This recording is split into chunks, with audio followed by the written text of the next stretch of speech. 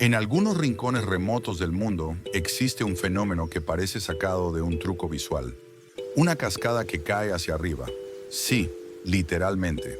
El agua asciende como si la gravedad dejara de funcionar. Pero la explicación no es magia. Ciertos acantilados generan vientos ascendentes tan fuertes que empujan el agua en sentido contrario, creando esta ilusión imposible. A veces las ráfagas son tan potentes que incluso levantan gotas a varios metros de altura. No es un efecto especial, es la naturaleza jugando con nuestras expectativas. ¿Lo habías visto alguna vez?